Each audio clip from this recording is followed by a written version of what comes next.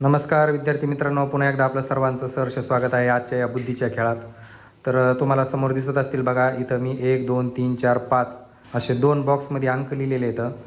तर तुम्हाला काय करायचं आहे आजच्या खेळामध्ये, 1ची जोडी 1ला लावायची, 2ची जोडी 2ला लावायची, 3ची जोडी 3ला लावायची. आणि ह्या जोड्या लावत असताना तुम्ही ज्या रेषा ओढणार आहेत त्या रेषा एकमेकींना छेदू द्यायच्या नाहीत. इतका सोपा आजचा हा खेळ आहे बघा. आणि हा खेळ खेळण्यासाठी इथं आपल्या वर्गातील सर्व मुली उत्सुक आहेत. बघू यांच्यापैकी कोण हा खेळ यशस्वीपणे पूर्ण करत आहे. तर चला, कोण येत आहे पहिल्यांदा? तर बघा, सर्वप्रथम धनश्री प्रयत्न करून पाहणार आहे. बघू आपण धनश्रीला जोड्या लावता येतात का. आता धनश्री जोड्या लावून पाहणार आहे बघा. चुकलं तरी काही हरकत नाही, प्रयत्न करा. प्रयत्नातूनच आपण शिकत असतो बघा. तुम्ही कशाही रेषा उडू शकता, दोन्ही बाजूनी उडू शकतात.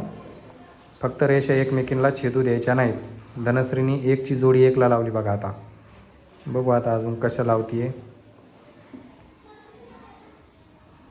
2ची जोडी धनश्रीने 2ला लावली आहे. बाकीचे बघा, त्यातून तुम्हाला शिकायला भेटन काहीतरी. चुकातूनच शिकायला भेटत असतं. बघा, 3ची जोडी 3ला लावली, पण काय झालंय धनश्री बाजूला सरक, काय झालंय, रेषा एकमेकांना छेदली. तर छेदून द्यायची नाही, काय हरकत नाही. धनश्रीने खूप छान प्रयत्न केला आहे. यानंतरची विद्यार्थिनी बघा आता शारदा. आता शारदा बघू कशा प्रकारे जोड्या लावते. तर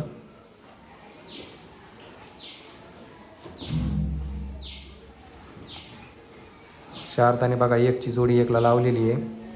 शाबास. आता केवळ 4च संख्याला राहिल्यात बरं का शारदा जोड्या लावायच्या. 2ची सुद्धा शारदाने जोडी लावली. वा वा, शाबास.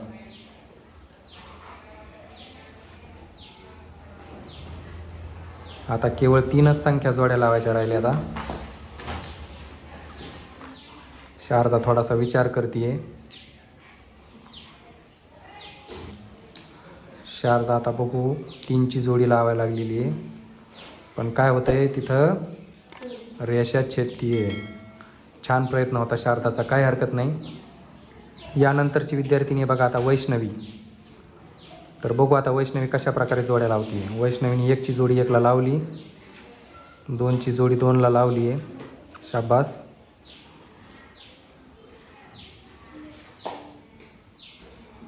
आणि 3ची जोडी लावताना मात्र इथं रेषा एकमेकींना छेडल्यात. काही हरकत नाही, छान प्रयत्न होता वैष्णवी तुझा सुद्धा. यानंतरची विद्यार्थिनी आता श्वेता. श्वेताने सुद्धा 1ची जोडी 1ला लावली, 2ची जोडी 2ला लावली. बरं, काहीतरी वेगळं करण्याचा प्रयत्न करा रे बघा. आणि 3ची जोडी 2ला नाही लावायची श्वेताने तर फारच चुकून टाकलंय. चालतंय, काही हरकत नाही. घाई गडबडीत चुका होत असतात. छान प्रयत्न आहे. यापुढची विद्यार्थिनी आहे बघा आता श्रद्धा. तर श्रद्धा बघू आता काय करते. श्रद्धाने 1ची जोडी लावली आहे बघा, 2ची जोडी सुद्धा श्रद्धाने लावली आहे, 3ची जोडी पण लावली आहे, 4ची जोडी सुद्धा लावली आणि 5ची जोडी सुद्धा लावली. बघा किती सोपं होतं बरं, आहे का नाही. किती सोपं उत्तर होतं ते श्रद्धाने सोडवलं बघा. अजून कुणाला वेगळ्या प्रकारे येत आहे का? कुणाला येत असेल तर चला समोर. तर बघा वैष्णवी थोडंसं वेगळ्या प्रकारे याचं उत्तर शोधून दाखवणार आहे बघा. वैष्णवीने जोडी लावली 1ची, 2ची सुद्धा लावली आहे, 3ची सुद्धा लावली आहे. बरं, 4ची पण लावली आणि 5ची पण लावली. वा, शाबास. वैष्णवीसाठी सुद्धा टाळ्या वाजवा. बघा वेगवेगळ्या प्रकारे सुद्धा तुम्ही जोड्या लावू शकता. अजून कुणाला येत आहे का रे वेगळ्या प्रकारे? कुणाला येत आहे? चला, ज्याला येत आहे ते चला पटकन. आता स्वरूपासुद्धा वेगळ्या प्रकारे हे कोड सोडून दाखवणार आहे बघा. बघू आपण आता स्वरूपा कशा पद्धतीने सोडवते. बघा, स्वरूपाने 1ची जोडी लावली. बरं, 2ची जोडी पण लावली स्वरूपाने, 3ची जोडी पण लावली. शाबास. 4ची जोडी पण लावली आहे. स्वरूपा तुझा हात पुरा नाही वर.